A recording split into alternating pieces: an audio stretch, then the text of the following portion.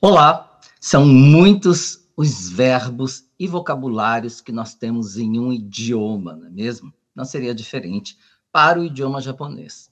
E hoje eu vou apresentar para você alguns verbos que nós utilizamos no dia a dia. Alguns, porque são uma infinidade, não é mesmo? Se você não me conhece, eu sou Jin Takahashi, idealizador do canal Fale Japonês, e venho trazendo para vocês muita informação sobre o idioma japonês, tanto linguisticamente falando, quanto também culturalmente falando. Então é importante que você esteja aí ligadinho, não é mesmo? Ligadaço em todas as mídias sociais do Fale Japonês, tanto YouTube, Facebook, Instagram, para que você possa receber todas as informações que eu venho trazendo para vocês nessas mídias. Dependendo da mídia, obviamente, a informação é diferente, por isso é importante que você se inscreva, que você ative o sininho, por exemplo, aqui no YouTube, e assim você pode receber as notificações de quando eu estiver aqui com uma novidade para vocês, com um novo vídeo, com uma nova informação. Assim você pode ir aprendendo aos poucos e entendendo um pouco melhor, não somente sobre a língua, mas também sobre a cultura, sobre a história desse povo e os hábitos do povo japonês, não é mesmo? Enfim, como eu disse, são vários os verbos que nós utilizamos para nos comunicarmos em qualquer idioma que seja. No caso, nós estamos falando do idioma japonês e eu procurei trazer alguns aqui para que você possa ter este contato com eles. Se é a primeira vez que você está vendo algum vídeo do idioma japonês, seja muito bem-vindo, muito bem-vinda. Espero que você se apaixone por este idioma e continue estudando, tá legal? Olha só, eu tenho aqui doshi, que significa verbos. Eu deixei a leitura dele, tá? Em Romaji, que são letras romanas, caso você ainda não tenha uma familiaridade nem com os kanjis, que são os ideogramas, e com os silabários, o hiragana, neste caso, que eu estou utilizando para fazer a leitura dos ideogramas. Lembrando que esta não é uma aula sobre os sistemas de escritas, eu já fiz outros vídeos falando sobre isso, e nós temos tanto o kanji, o hiragana, o katakana, e as letras romanas também são consideradas aí dos sistemas de escritas do idioma japonês por alguns educadores. Eu, particularmente, não gosto de considerá-las como tal, uma vez que eu acredito que o uso das letras romanas para você estudar o idioma pode atrasar muito o seu processo de aprendizagem nesta língua, visto que não conseguimos colocar de fato, não é mesmo, em letras romanas, alguns fonemas do idioma e acaba que a gente não consegue pronunciá-los muito bem, tendo aí uma pronúncia um pouco diferente da que de fato é, tá bom? Em algumas palavras. Mas, enfim, este não é o caso, como eu disse, somente para fazer uma pincelada aqui neste momento, para você entender como eu disponibilizei para você os verbos. Ou seja, em kanji, letra,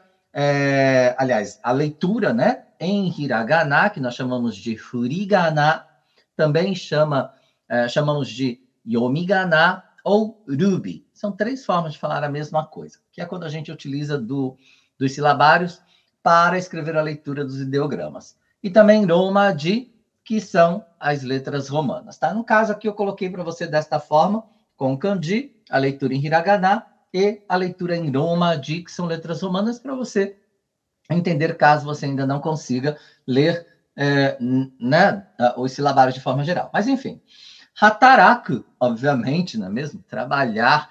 A grande maioria dos brasileiros ou estrangeiros que vêm para o Japão, eu digo grande maioria, porque obviamente temos exceções, vêm para cá para trabalhar, não é mesmo? Para levantar um capital aí financeiro e ter uma estabilidade financeira de alguma forma. Mas, enfim, este é um verbo que nós utilizamos sempre, não é? Uma vez que nós trabalhamos todos os dias, independentemente de ser em uma fábrica, uma indústria, em um estabelecimento comercial, né? Independentemente do trabalho que a gente exerça. Sendo assim, trabalhar é um verbo bacana da gente saber, que é hataraku. Hataraku, ok? Lembrando que todos os verbos aqui estão na forma dicionário, ou seja, não estão flexionados em nenhum tempo verbal ou modo verbal, tá bom? É preciso que você entenda um pouco mais, se você ainda não viu nenhum vídeo meu, né?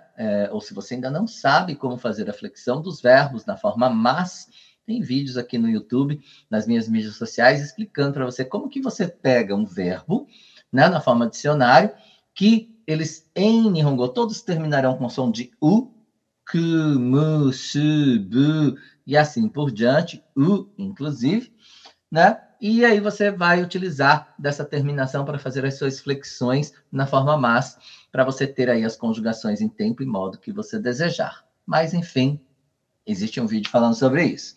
Então, vou deixar somente na forma dicionário para você, que é a forma que você irá procurar, inclusive, no dicionário, se você for buscar, seja na internet ou num dicionário impresso, não é mesmo? É preciso que você entenda que no dicionário ele não está flexionado, ou seja, ele está na sua forma infinitiva, tá bom? Que é a forma dicionário. Muito bem. Próximo aqui é iku. Iku, presta atenção. Iku, tá? Que significa ir. Iku. Esse ku, ele tem um som meio que anasalado, né? Não é um ku, assim, com bico, igual nós temos em português. Iku, ku. Enfim, você vai se acostumando, né, com o verbo, com a forma de fazer a pronúncia, né, da língua japonesa, principalmente se você tiver adquirido conhecimento dos silabários. Aí você vai entender um pouco mais, tá? Então, estude pelos silabários se você ainda não começou a estudar. Seria muito legal que você conhecesse o hiragana e depois aí o katakana, incluir os kanjis nos seus estudos, e aí fica bem bacana os seus estudos para você. O próximo, não sei se eu traduzi, iku é ir, ok? E aí nós temos aqui kuru, que é vir, kuru, vir.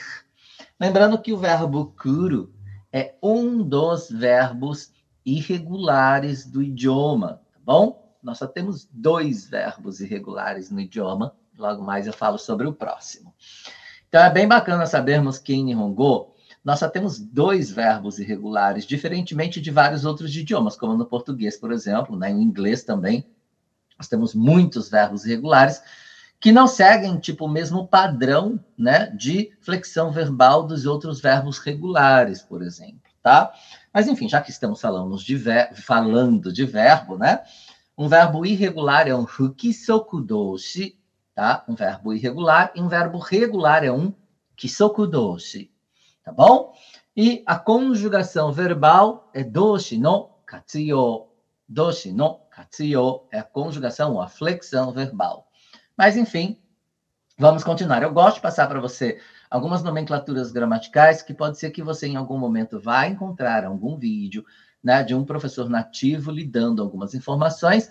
E se você entender a linguagem que ele está utilizando para te explicar regras gramaticais, ficará muito mais interessante os seus estudos, e você entendendo isso, você vai poder avançar muito mais, não é mesmo? Mas vamos lá. Próximo, então, é kayou. Kayou. Kayou significa frequentar. Eu posso frequentar uma academia, eu posso frequentar uma escola de línguas, por exemplo, eu posso frequentar uma aula de dança, de yoga, a igreja, não é? Por que não? Então, você pode frequentar vários lugares. É o ato de ir e vir de algum lugar, de frequentar este lugar. Eu não posso frequentar a minha casa, tá? Mas eu posso frequentar a casa de um amigo, por exemplo, tá? Em inglês, nós temos um verbo que é to commute, que é bem próximo ao kayou, caso você entenda inglês, tá? Por exemplo, eu posso, sei lá, frequentar, inclusive, a cidade próxima, né? Por conta do meu trabalho, por conta de algum compromisso que eu tenho ali semanalmente, por exemplo. Então, é interessante você entender o contexto para que você possa utilizar o verbo da forma correta, tá? Que nem é ir, nem é vir, é kayou. São os 2 atos juntos, de ir e vir, tá bom? O próximo é sumu, que significa morar. Então, eu posso morar em uma casa, eu posso morar em um apartamento, eu posso morar em uma kitnet, eu posso morar em um flat, eu posso morar no Japão, eu posso morar em algum país, eu posso morar em uma cidade, né? Então, por exemplo, quando você mora em algum lugar, esse lugar ni sumu. Por exemplo, watashi wa Hamamatsu ni sundeimasu. E neste caso, para conjugarmos esse verbo, é um pouquinho diferente dos outros, tá? Na sua forma afirmativa, presente afirmativa, que nós, na verdade, conjugamos ele no gerúndio, tá? Genzai shinko, que significa o quê? Um presente contínuo, algo que está acontecendo no momento, ou seja, o ato de eu estar morando em algum lugar, ele é um presente contínuo, não é algo isolado. Então, nós utilizamos na forma teimas para conjugar este verbo. Tem como conjugá-lo como sumimasu? Tem como conjugá-lo como sumimasu, tá? Quando a gente fala, por exemplo, no futuro, por exemplo, shourai watashi wa America ni sumimasu, ou seja, eu morarei nos Estados Unidos futuramente, no meu futuro, tá? E aí sim é possível conjugá-lo desta forma, mas é importante você entender que na língua japonesa, no idioma japonês, nós não temos, de forma geral, o presente e o futuro, né? Presentes, não é mesmo? Em uma única... dessa forma que eu mostrei para vocês. Geralmente, os verbos, eles conjugados na forma mas, eles servem tanto para o presente quanto para o futuro. Então, costuma-se dizer que nós não temos verbos conjugados no futuro em Nihongo. O caso do verbo sumo, ele é uma exceção, tá? Que sumimasu nós utilizamos para quando nós queremos falar que iremos morar em algum lugar no futuro, tá bom? E aí, quando é no presente afirmativo, é sundeimasu, como eu acabei de dizer, no gerúndio, no genzai shinko, ok? Utilizando a forma te mais a forma mas conjugada, flexionada, tá bom? Quando eu falo conjugar, flexionar verbos, é muito importante você entender isso, né?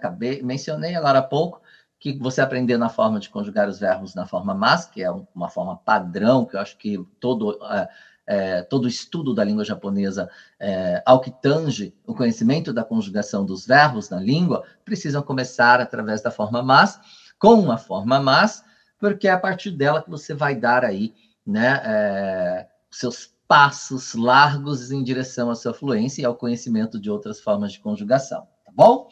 Mas vamos lá. Dekiru é o próximo, que significa conseguir.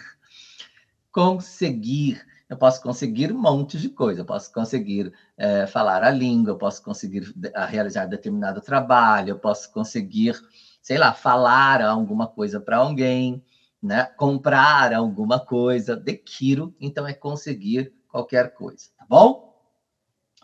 Lembrando que, né, muitas pessoas conhecem a forma negativa na forma nai, dekinai, é não conseguir, tá? Mas aí a forma nai não é a forma mas, tá? Na forma mas é dekimasen, tá bom? E é importante a gente tomar um pouquinho de cuidado quando, por exemplo, eu mencionei agora, você pode conseguir ou não realizar um determinado trabalho. Então, se você fala para o seu chefe, né, ele pergunta se você consegue fazer aquele trabalho, você fala dekinai simplesmente, pode parecer um pouco rude e pode dar a falsa impressão de que você não quer realizar aquele trabalho e também não está a fim de aprender. Existem outras formas da gente poder expressar quando nós não conseguimos fazer algo, mas que, se nos ensinarmos, a gente faz, não é? Então, é importante você entender isso, porque dependendo da forma com que você fala determinadas palavras na língua japonesa, pode soar um pouco rude, tá? Então, tome cuidado com isso. Mas vamos continuar, porque a ideia aqui não é passar tanta coisa, era somente para passar os verbos. Arau é lavar. Eu posso lavar qualquer coisa, não é mesmo? Lavar o rosto, lavar o cabelo, lavar uma louça. E, enfim, tá? Existem, eu não falo lavar um carro, sem posso usar, tá? Kuruma o arau, tá? Mas nós temos outra forma, que é sensha. Sensha é o mesmo kanji que este aqui, de arau, mas chá de kuruma, nós teremos a palavra sensha, que é a lavagem de carro, se torna aí um substantivo, que você vê geralmente em posto de gasolina, tá? Não sei se eu ponho aqui para vocês, deixa eu tentar colocar. Deixa eu ver se cabe. Não queria misturar muito, mas ele vai ficar assim, ó. Sensha. Tá? Vou colocar a sua leitura somente em Romaji, para não ficar muito poluído aqui, porque não tem espaço.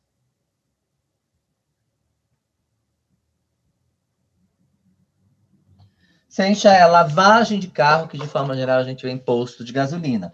Então, nós temos aqui o kanji de aral, mais o kanji de carro, temos aí um substantivo. Olha que massa, não é? A gente pode ter, né, junção de vários ideogramas, de N ideogramas, que eles vão se transformando em palavras novas, com o seu significado, com a sua semântica embutida nele, né? No caso aqui, a semântica do verbo aral, né? Deste kanji de aral, que é lavar, mais o de carro, não é? Ou de rodas também, às vezes, dependendo do caso, nós podemos utilizar como rodas, como kurumaisu, por exemplo. Kuruma, esse kanji aqui, ele lê tanto kuruma quanto sha, tá bom? Como de dosha seria um automóvel, ele sozinho é kuruma. E também pode ser traduzido como rodas, no caso, por exemplo, de kurumaisu, que é a cadeira de rodas. Então, assim, é importante você ir entendendo aos poucos, incluindo aos poucos os kanjis na sua vida de estudante da língua, para que isso vá se tornando algo mais natural para você, a aquisição deste conhecimento, tá bom? Ao passo que você avança nos seus estudos. Mas, enfim, só uma curiosidade aqui, vamos continuar. O próximo é shoudoku suru. Shoudoku é desinfetar. Shoudoku suru é desinfetar, tá bom? Quando a gente fala, por exemplo,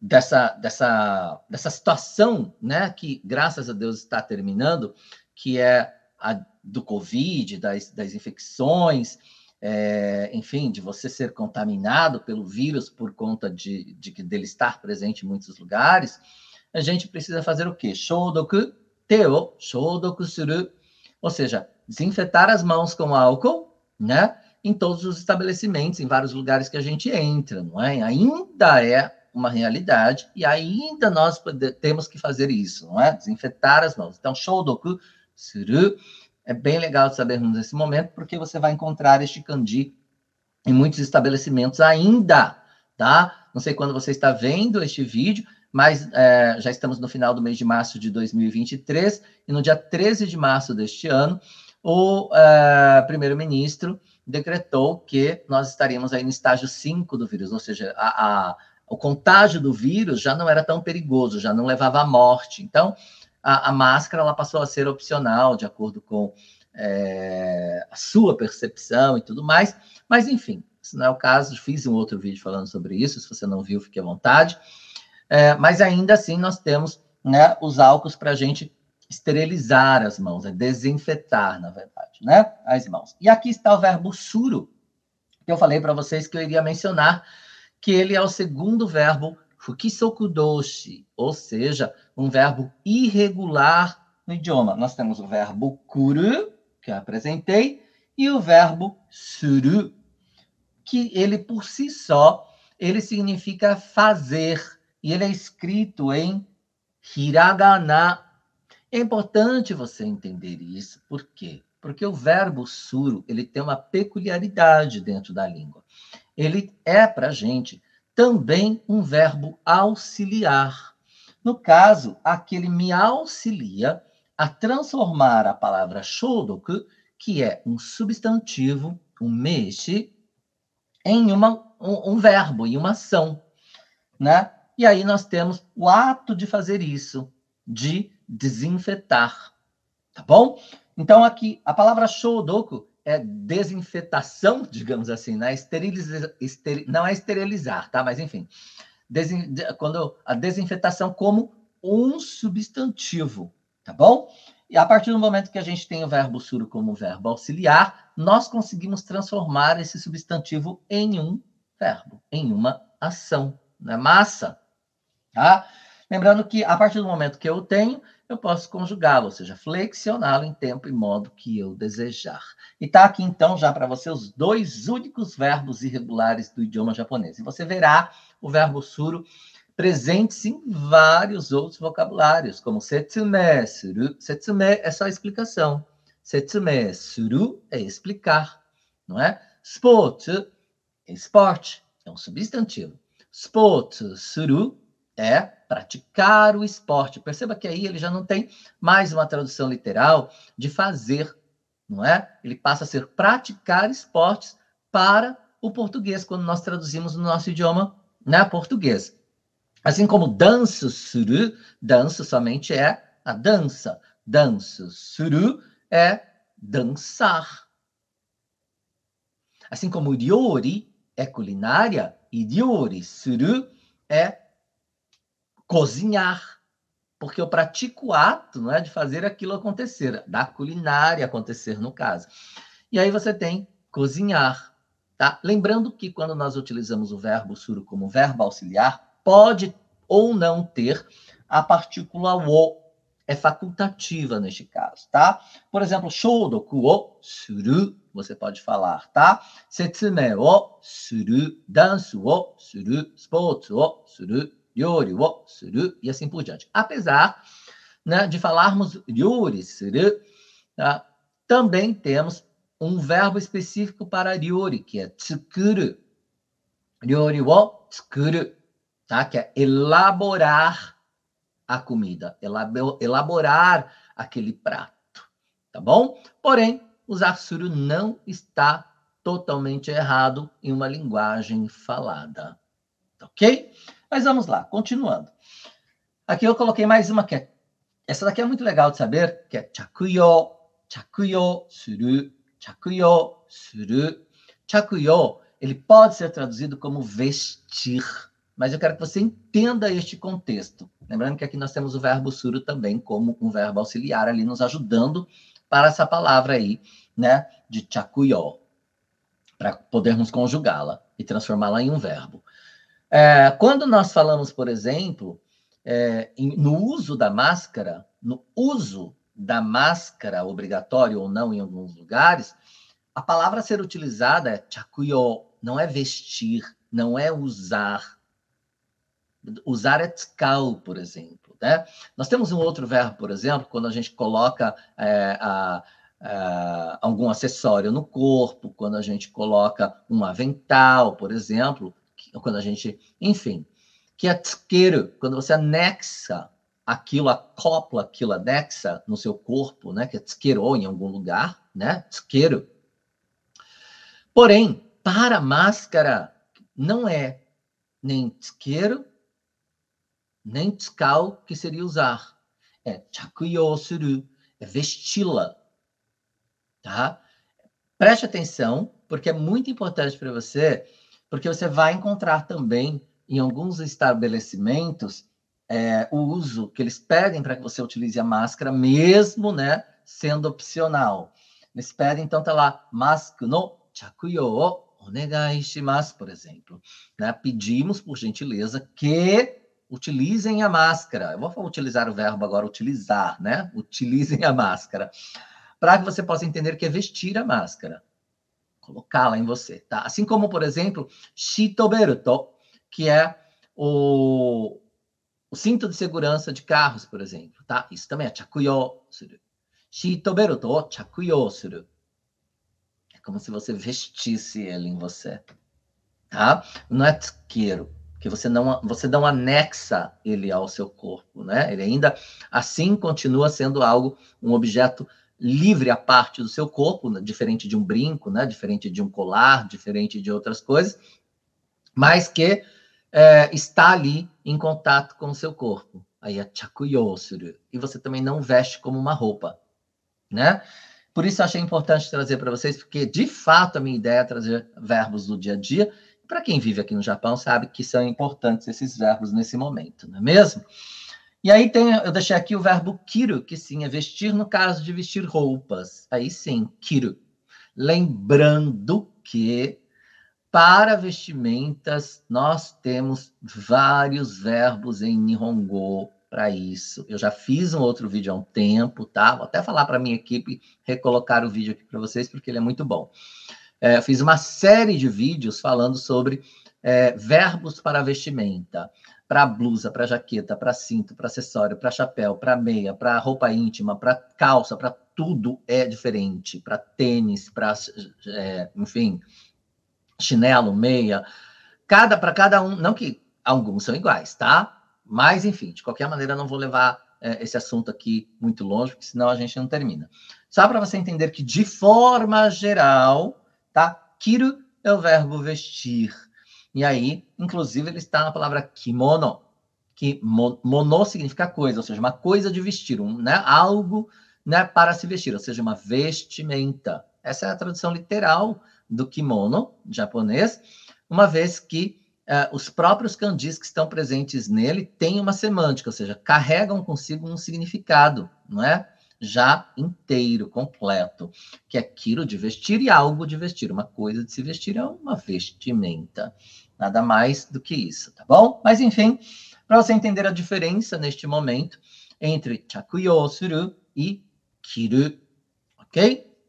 E aí eu deixei aqui para vocês um homônimo homófono. O que é isso, gente? São duas palavras que têm o mesmo som, a mesma sonoridade, não é? Elas possuem o mesmo fonema. Olha lá, kiru, kiru. Só que elas possuem kanjis diferentes, leituras, né, iguais, porém os seus significados são diferentes. No caso deste aqui, é cortar. Cortar. E é bem legal porque ele é constituído do kanji de sete e de katana, ou de ha, né, que significa lâmina ou espada, por exemplo. E aí você tem aí como se fosse 7 espadas, né, em um ideograma. 7 espadas ou 7 lâminas, o que elas fazem? Cortam, não é mesmo? Então aqui é kiru, de cortar. Bom, espero que você tenha gostado de todos eles e das explicações extras que eu acabei dando. A ideia não era essa, mas vocês sabem que eu me empolgo, eu sempre gosto de passar a informação completa para que vocês possam ter toda a informação possível dentro dos meus vídeos, para que você saia deles sem dúvida, para que você saia deles com muito mais desejo de aprender este idioma incrível, esse idioma fascinante que é o idioma japonês, com muito mais curiosidade em saber o que carrega, não é? Cada palavra, cada expressão da língua, né? É muito bacana sabermos disso. E se você está aqui, é porque você tem interesse neste assunto, você tem interesse no idioma japonês e na cultura japonesa de forma geral. Seja muito bem-vindo, muito bem-vinda, né? E quem sabe um dia você seja um samurai, uma samurai da nação dos falantes de Nihongo comigo aqui na comunidade dos samurais do Fale Japonês, que é como eu me refiro aos meus alunos. E a nossa comunidade dos samurais é um grupo fechado dos alunos, onde eles utilizam para estudar tudo aquilo que eles aprendem dentro do meu curso fechado da língua japonesa. É isso. A gente se vê em outros vídeos. Se você gostou, curta, compartilhe e, por favor, faça um comentário. Eu quero saber o que foi que você achou desta aula, se foi esclarecedora para você, se foi fácil de entender, se você gostou, enfim, e se você indicaria para outras pessoas. Tá bom? A gente se vê em outros vídeos. Até lá. Tchau, né?